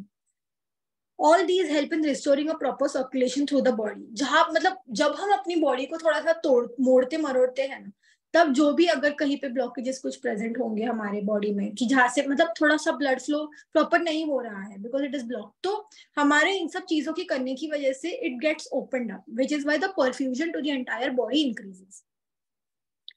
By observing the principle of relaxation of efforts within capacity and attention to infinite principle, the demand of the heart is actually reduced, resulting in decreased heart rate. Because of slow, deliberate, deep breathing in pranayam, lungs get better oxygenated. Also, major blood vessels passing through diaphragm function better, reducing the pressure on the heart. It has been shown that pranayam practices can quickly change the peripheral oxygen concentration in failing heart from 40% to 90% within minutes. Pranayam leads to calmness of mind, reducing load to on the circulation, ensuring normal heart functioning. Yoga, Nidra, and meditation have been shown to effectively influence the causes of heart disorders. Relaxation has been shown to lower the heart rate, decrease the BP, and relieve working strain on cardiac muscles. Mudras like Brahma Mudras act directly on the baroreceptor in the neck, influencing blood pressure, ensuring normal blood flow to the brain. Now you must be saying कि ma'am ये योगा वाला part तो आपने जल्दी जल्दी बता दिया, but हमें कुछ समझा ही नहीं. Because it is not to understand, it is to experience. जब तक मैं आपको क्या बताऊं, मैं आपको बता रही हूँ कि प्राणायाम करने से आपका हार्ट रेट कम हो जाएगा या ये आसन करने से आपका सर्कुलेशन बढ़ेगा, बट मेरे आपको बताने से आपका क्या फायदा है इसमें? How is it going to benefit you by you just knowing it? You have to experience it. You have to do it so you can actually realize. Which is why I said last time कि हम क्यों पढ़ रहे हैं, ताकि हम समझ सके कि हम जो कर रहे हैं उसका हमारी बॉडी पे क्या इफेक्ट हो रहा है. तो ये जो योगिक प्रैक्टिसेस है, all of these, और ये तो यहाँ पे कुछ सिर्फ दिए हुए हैं जो शायद इस बुक के ऑथर को लगे होंगे कि हाँ इसका ये रिलेशन है इसका, बट मे बी जब आप कोई और आसन कर रहे हो आपको कुछ अलग इफेक्ट फील हो आपके कार्डियोवैस्कुलर सिस्टम पे, तो ये इफेक्ट आप कब समझ पाएंगे? जब आपको पता होगा कि क्या हो रहा है आपके साथ. There's this saying which our teacher had told us once कि the eyes can see only what the mind knows. अगर आपको पता ही नहीं है कि कैसे क्या होता है हमारे बॉडी में, तो बॉडी के साथ जो हो रहा है वो आप समझ ही नहीं पाओगे. You cannot understand the effects of a particular thing on your body unless you know your body well, right? So now that you know the cardiovascular system, now that you know कि ये आसन करने की वजह से क्या होगा, या why I need to relax, why I need to deep breathe, why I need to reduce my breathing rate, or why I need to क्या बोल सकते हैं उसको, exercise daily, or even for some short 1-2 दिन में एक बार at least to increase the perfusion, why I should you know do the topsy turvy आसनास की मेरा पैर ऊपर सर नीचे, ये आसनास मैंने क्यों करने चाहिए, इन सब का इंपॉर्टेंस आपको तब समझेगा व्हेन यू नो कि वो आपके बॉडी पे क्या इफेक्ट देंगे. So now you know exactly कि ये हम जो कर रहे हैं इसका हमारी बॉडी पे क्या इफेक्ट होने वाला है. सो you can have a more holistic and mindful approach towards it. Okay, I think cardiovascular system में इतना ही है. I will send the diagram of the dual circulation, like from the left side to the systemic circulation and from the right side to the pulmonary circulation. Systemic ऐसे मतलब schematic diagram में होगा, ऐसे fancy नहीं होगा कुछ, वैसे वो square वाला जो मैंने 4 टाइम में बताया वैसे. So that you can we take some questions if possible, ma'am? Can we take some questions if possible? Yeah. Can we take some questions? Yeah. Okay. Okay. So anyone has any questions, then you can go ahead.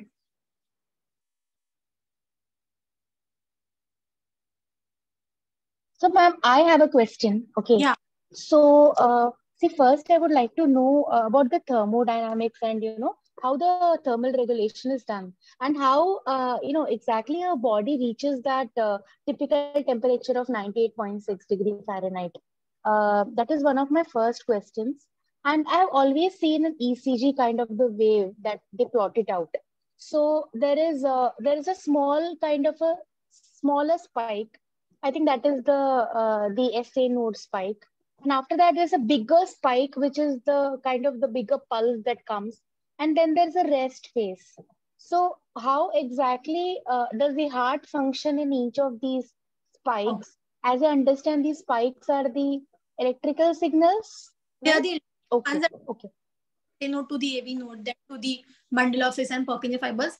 The ECG basically shows us those electric, because ये electrical activity हम heart को खोल के नहीं देख सकते.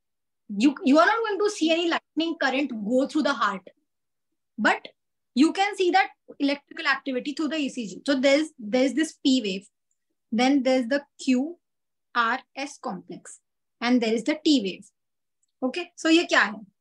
P wave is atrial contraction. This is not at your level, but since you asked, then it's my duty to let you know. P wave जो होता है ना, as I said, SA node कहाँ situated है? Right atrium में. तो right atrium से अगर current आएगा, सबसे पहले कहाँ जाएगा? Atrium. Which is why P wave represent करता है atrial contraction. ये जो है, this is P wave.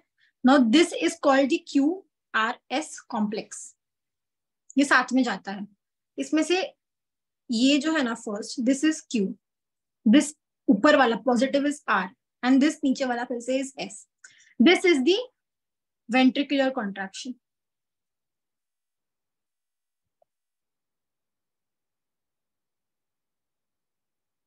तो ये था atrial contraction, ये था ventricular contraction, and then this becomes the relaxation.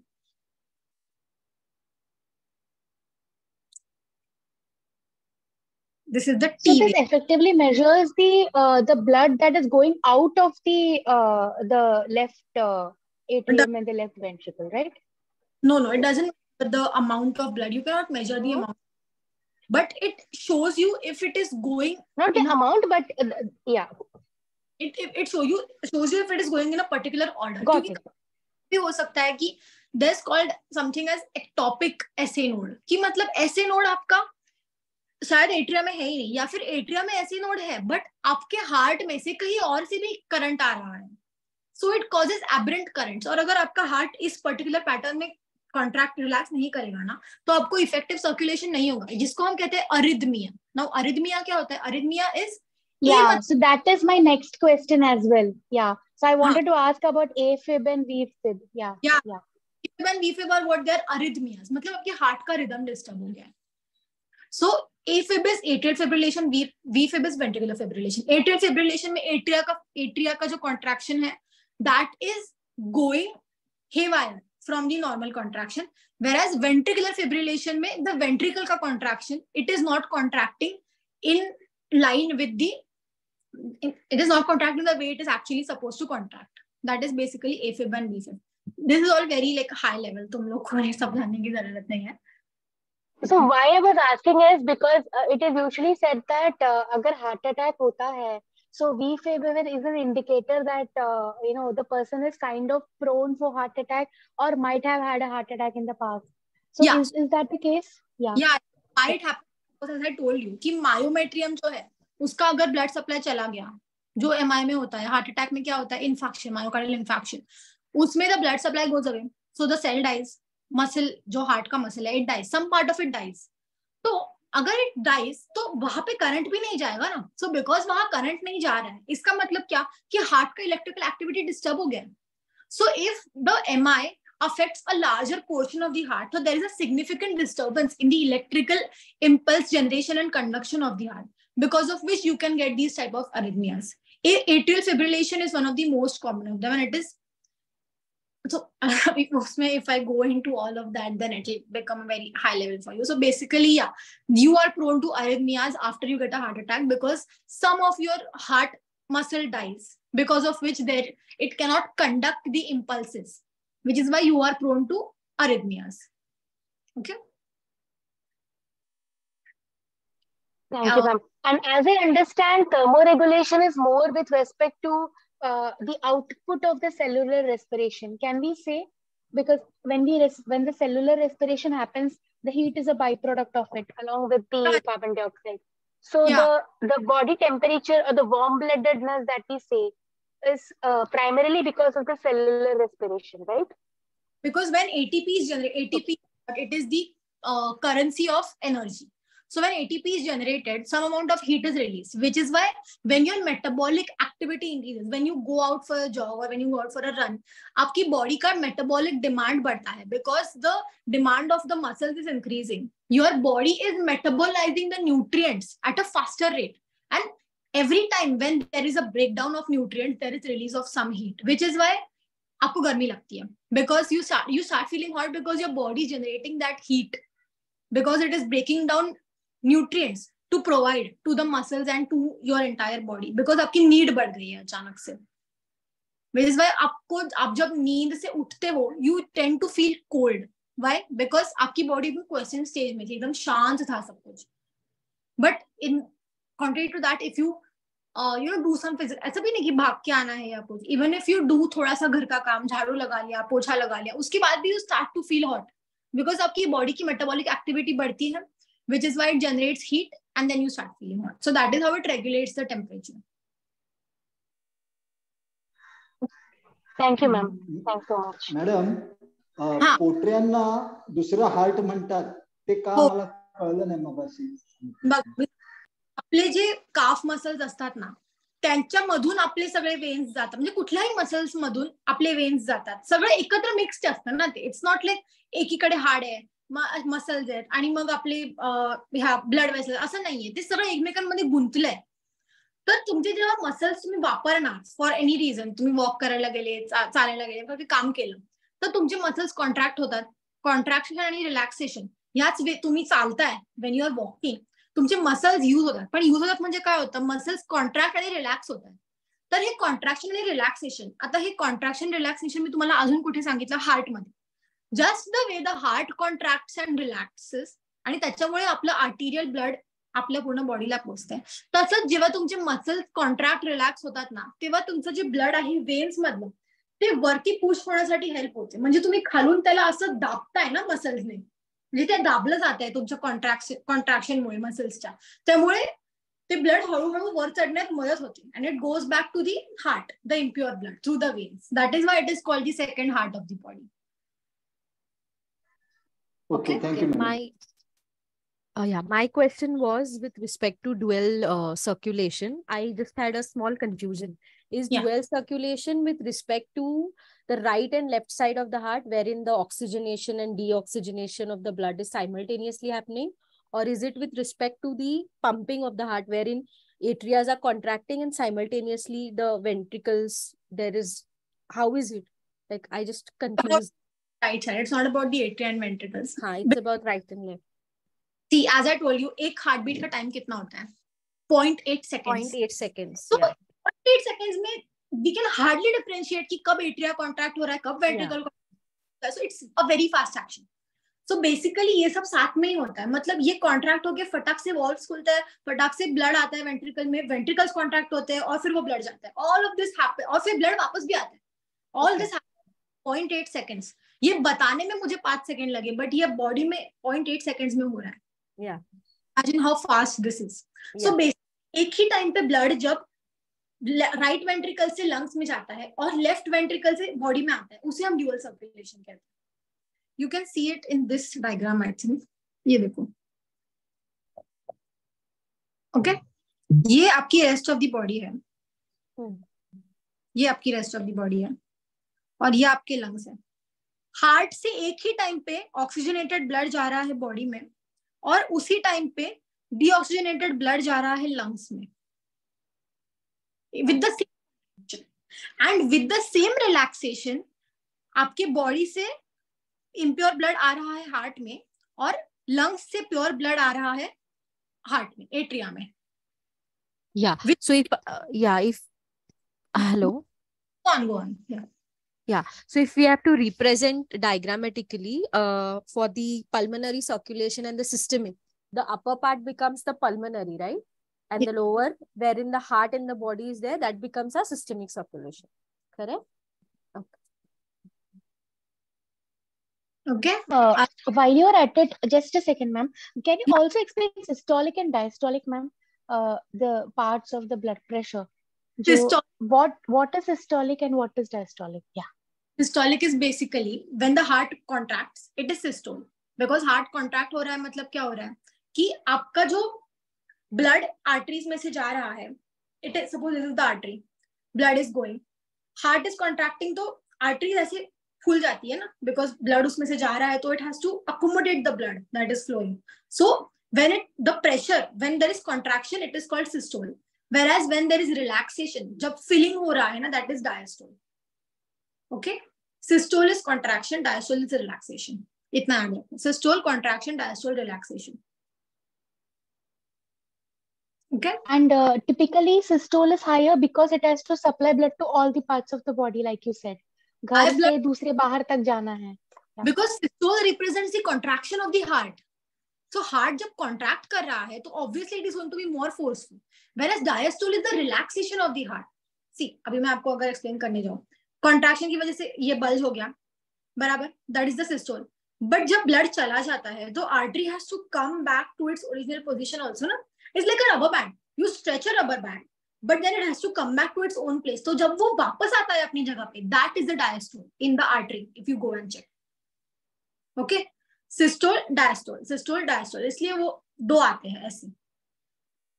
Okay, तो जब heart contract, so can we tell जो लब डब साउंड आता है, the sound that we associate with the heart with the lub and the dub, so can we say the first sound is the, no, we cannot tell the systole and diastole like that? Okay. Okay. वो heart में जो sound आता है, that is not because of the contraction relaxation, that is because of the closure of the valves. जो valves मैंने आपको बताया ना, एट्रिया और वेंट्रिकल के बीच में थे, जब वो बंद हो जाते हैं, that is the first heart sound. और ऐसे सेम वॉल्व्स ना वेंट्रिकल के बीच में, और मतलब राइट वेंट्रिकल और पल्मोनरी आर्टरी और लेफ्ट वेंट्रिकल और एओर्टा के बीच में भी होते हैं सेम वॉल्व्स। तो जब वो वाले वॉल्व्स बंद होते हैं ना, तब सेकेंड हार्ट साउंड आता है। So the lub dub that you hear in the heart is of the closure of these valves. Lub is atria ventricle के बीच के वॉल्व्स का closure, and dub is ventricle और वेसल्स के बीच के वॉल्व्स का क्लोजर।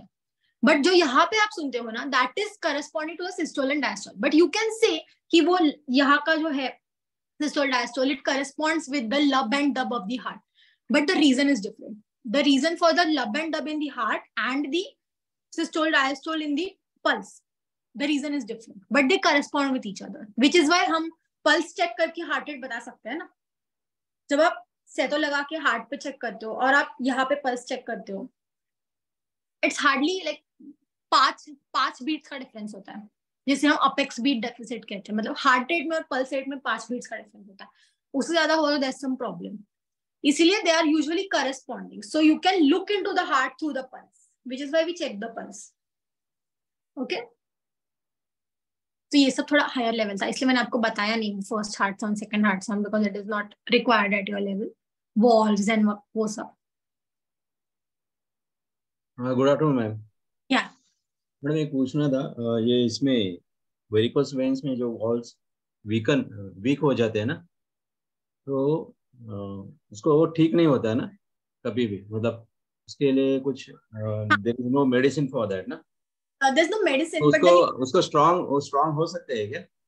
स्ट्रॉन्ग तो ऐसे नहीं कर सकते हम, मैजिकली तो नहीं हो जाएंगे। You have to take care, you have to rest, और आपको ना एक प्रेशर स्टॉकिंग्स होते हैं, मतलब ना they are these thick socks. Yeah, वो that अगर I know. Yeah. हाँ No, that I know that socks are, but ऐसा कुछ मेडिसिन है क्या जो जिससे वो स्ट्रांग हो जाते हैं फिर से इसे होता है, ओरिजिनल इसमें आ जाते हो स्टेट में? इसके लिए सर्जरी करनी पड़ती है, मेडिसिन से नहीं होता। Because it is only treatable ना, that varicose veins are only treatable ना, it is not curable ना? Yeah, you can perform a surgery for that. You can take care that it doesn't happen. You have to sit after some duration ताकि वो ज्यादा aggravate ना हो। और usually ना permanent varicose veins होने में बहुत टाइम लगता है। पहले वो ऐसे ट्रांजिएंट होते हैं, पहले छोटे होते हैं, फिर बड़े बड़े हो जाते हैं, और समटाइम्स इट गेट्स, मतलब इनिशियल स्टेजेस में ना अगर आप बहुत टाइम खड़े रहोगे ना तो वो दिखेंगे, बट इफ यू रेस्ट तो वो चले भी जाएंगे। But if you neglect it and if you carry it forward for a long time ना, फिर वो इरिवर्सिबल डैमेज हो जाता है, फिर वो अल्सर हो जाता है ना उसमें कुछ। वो तो बहुत बाद में, लेकिन उतने लेवल तक यूजुअली हम अर्बन एरियाज में इतने लेवल तक जाता नहीं है, because people take notice of it. But अगर आप रूरल एरिया में वगैरह देखोगे ना तो वीनस अल्सर वगैरह काफी कॉमन है, क्योंकि वो इम्प्योर ब्लड वहां पे रुक गया है ना, प्यूरिफाई नहीं, वहां की जो वेसल्स है, वहां के आजू बाजू का जो टिश्यू है, it starts dying, which is why it forms an ulcer, because the deoxygenated blood is not getting removed from that area. और हार्ट अटैक आने के बाद जो पोर्शन, जो मसल का पोर्शन होता है ना, वो येलोइश और ग्रेइश हो जाता है, वो यू सेड ना, इट डाइज। तो कभी भी उसके बाद कभी भी ये नहीं होता है ना, मतलब रिकवर नहीं होता ना मसल, नेवर ना? It gets fibrosed. ओके, तो मतलब 20% गया तो गया, 80% ही चलेगा heart. My grandfather, he had sustained 6 heart attacks. He died on the 7th one, and when he died on the 7th one, only 10% of his heart was functioning. मतलब in the previous 6 heart attacks धीरे धीरे करके उनका heart का function deteriorate होता गया। With every subsequent heart attack, आपके heart का फंक्शन थोड़ा थोड़ा कम होता है, because some of the tissue dies with every attack. And if it is artery का, मतलब अगर थोड़ी बड़ी आर्टरी जैसे कि मेन कोरोनरी आर्टरी अगर आपकी ब्लॉक हो गई ना, तो it depends on which artery gets blocked, because हर आर्टरी एक पर्टिकुलर एरिया ऑफ हार्ट को कवर करती है। अगर आपका बहुत बड़ा एरिया कवर करने वाली कोई आर्टरी ब्लॉक हो गई तो आपको एक ही टाइम पे बहुत डैमेज हो जाएगा, तो इन दैट केस आप एक ही झटके में चले जाओगे। So like you can not come back from that, because a major portion of your heart dies.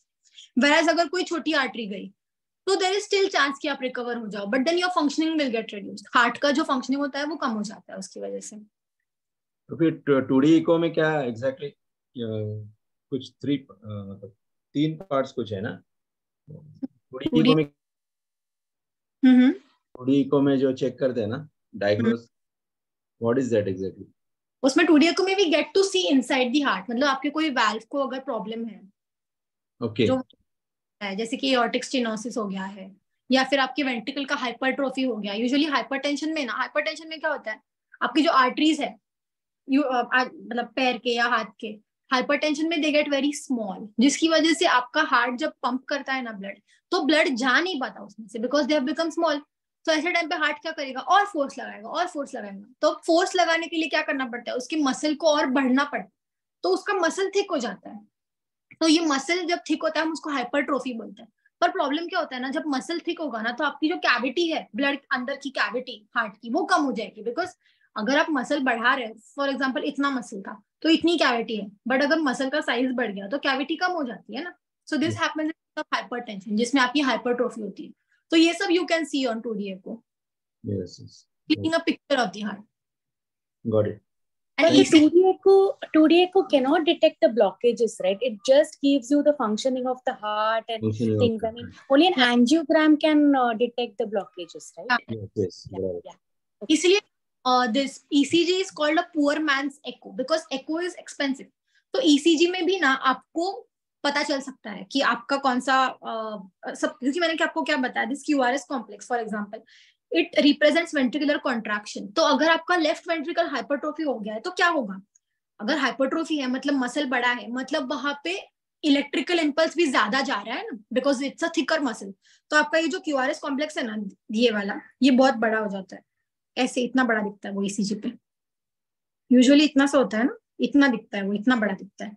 So that represents what left ventricular hypertrophy. फिर अगर आपका सपोज एट्रिया का हाइपरट्रोफी हो गया और ना ये वेव है ना, सपोज ये P वेव है ना, तो इसका ये जो साइड है ना, this represents the right atrium, this represents the left atrium. अगर आपका राइट एट्रियल हाइपरट्रोफी होगा ना तो आपका ये बड़ा दिखेगा ऐसे, ये P वेव पूरा ऊपर चला जाएगा। अगर आपका लेफ्ट एट्रियल हाइपरट्रोफी होगा तो आपको एक बाइफिड P वेव दिखेगा, मतलब ये बड़ा हो जाएगा लेफ्ट एट्रियम।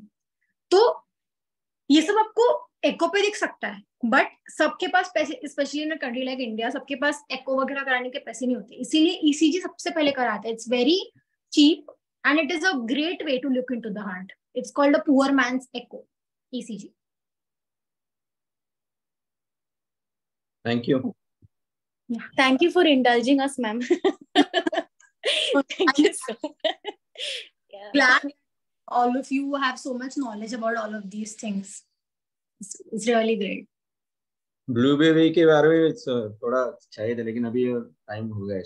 ब्लू बेबी का भी कुछ, ब्लू बेबी सिंड्रोम, ओके, उसमें क्या होता है ना, when there is some congenital heart disease ना, अगर कुछ कंजेनिटल प्रॉब्लम हो हार्ट में तो साइनोसिस होता है। साइनोसिस मतलब क्या, कि ब्लड प्यूरिफाई नहीं हो रहा है। और मैंने जब जैसे आपको यहाँ पे फर्स्ट दिखाया कि ब्लू ब्लड, मैंने इम्प्योर ब्लड कैसे रिप्रेजेंट किया है ब्लू कलर में। तो जब आपका हार्ट ब्लड प्यूरिफाई नहीं कर पा रहा है ना, when the blood is not able to go to the lungs, और maybe the pure blood is not able to reach to the heart, तो क्या होता है, ये डीऑक्सीजनेटेड ब्लड जो कि ब्लू ब्लड होता है ना, से हम उसको कहते हैं कि ब्लू ब्लड है। बिकॉज यूजुअली अगर आप देखोगे तो हमारे हाथ थोड़े से रेड रेड दिखते हैं बिकॉज प्योर ब्लड है। But if the pure blood is not reaching और the impure blood is not getting clear, तो इट बिकम्स ब्लू। तो जब कोई कंजेनिटल साइनोटिक हार्ट डिजीज होता है ना, तो उसकी वजह से द बेबी लुक्स साइनोज्ड, सो उसको हम ब्लू बेबी कहते हैं।